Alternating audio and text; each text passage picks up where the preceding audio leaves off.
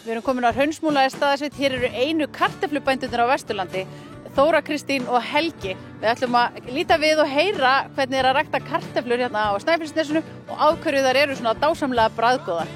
Helgi, þið eru einu starfandi kartöflubændurnir á Vesturlandi, reiknast mér til. Og þið eru nú ekki alveg ný á nálinni. Hvernig dattir í huga að fara í kartöflurækt? Ég er nú fyrstulega alinn upp þetta. Faðir minn var bæði með rógur og kartöflur. Töluverðu mæli og þeir sögðu nú stundum sveitungun að það væri gott að meðan sett ekki þjóðveginn, sko.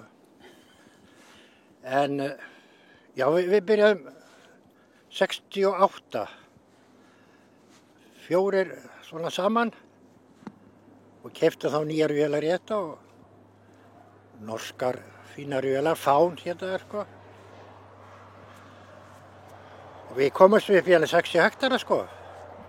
Og þið settur niður hérna út alla sveit? Já, við vorum með alla sveit, sko. Og nóga stelpum til að taka upp, sko. Já, það er nefnilega þannig að Konum, sko. þið þurfið aðstoð við það að bæða þetta niður og taka upp. Já, alveg taka upp, sko. Þetta er svo mikil handavinn í þessu. En þú ert eini sem helst svo áfram og þið hafið verið bara samfleitt, eða ekki, síðust að? Já, þetta voru Spagin Menses á þetta og Tóvilsa og hættu. Þú hefur ekki séð að þér ennþá? Ekki að þá. Hvað þarf maður að hugsa út í þegar maður er að rækta kartöflur? Sko, í gegnum Staðarsveit gengur ævagamall sjávarhryggur sem að hlaðina steinöfnum með réttu sífistígi fyrir flesta garðávexti var alveg mjög bragðgott allt grænmeti upp úr þessu. Ari Fróði, hann bjó á Stað og Öldurhrygg. Öldurhryggurinn gengur í gegnum alla sveitina og er alveg príðist land upp á Brækjaði. Þannig að það ættu fleiri að vera kannski í ræktun hérna á Öldurhryggnum? Já, nú er ég eftir að tala ókostina maður. Það er fullt af grjót í þessu. Erfitt að beita almennum vélum, sko. En svo er sveiti Vindaras. Maður er fallið svona 2 áratug í þessu. Þá brotnar allt niður í roki og svo koma velti ára á milli náttúrulega. Já, þannig að það er dálítil vinna í að gera við girðingar og tína grjót. Já, þetta er svo áhættusamt vegna veðra hérna. Þú sagðir að engin tæki dygðu til. Nú ertu með 50 ára gamla traktor sem er búinn að fylgja þér alla þessa tíð. Já, hann er árgerð 70, stendur á 50 og nú 99. Búinn að grafa hann mikið kartöflum. Og það er hugsað vel um hann er inni á veturnar og strokið og... Já. Hann fær að fara undir þak ef hann er ekki að vinna. Já. Og hann bara gengur svo klukka alltaf? Já. Ég fekk einu sinni hómapall til að slípa ventlífunum. Hann var eiginlega ekkert fengið annað um mér.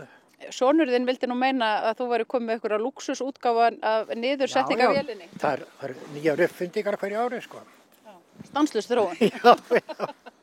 Já. Það er áhættusamt að vera í kartöflu hérna á sveiði. En það eru góðar að seljast. Enda voruð þið alltaf á sjó með eða ekki? Já. Öll dán árið þá var heilvetrarvertíðin alltaf. Já, þannig að þetta hefur verið svona, þið eru með 2-faldan búskap á jörðinni. Já, við erum annað fótinn á sjó. Þetta hlýtur að vera eins sjálfbært og hægt er. Það er bara soðning með kartöflum í hvert mál. Þið sveltið ekki? Ég held að sé helmingur af því sem ég læt honum í kartöflur. Árið kring. Þið eru 2 kartöflubændurnir, þið hjónin. Á álagstímum þá þurfum við auðvitað auka mannskap bæði að setja niður og taka upp. Er ekkert mál að fá? Er þetta ættingjar og vinnir eða hvernig? Það er búið að vera mannskapur í gegnum árið, sko. Ég þarf 3 konur til að tína á bretti, það var að tína allt með hundum. Nota ekki kalla þeirra seinir maður, það mörgur helming. Ég nota þá í pókana, sko. Og fyrsta tíð þá var allt í 50 kg á pókum, sko. Taupókum eða alltaf strigapókum. Þá þurfti maður ekkert að þvo kartöflu, bara þurrflokka og núna er allt þvegið og bónað og pússað. Og komið í miklu minni umbúðið? Já. Við verslum mest við hótel og mötuneyti og skóla og svo náttúrulega öll þessi ferðaþjónusta, hún hefur tekið óhemmi af kartöflum. Er ekki rétt hjá mér að það er oft kátt á hjalla hér í sérstaklega upptöku þegar eru margir? Þetta er skemmtilegi dagar.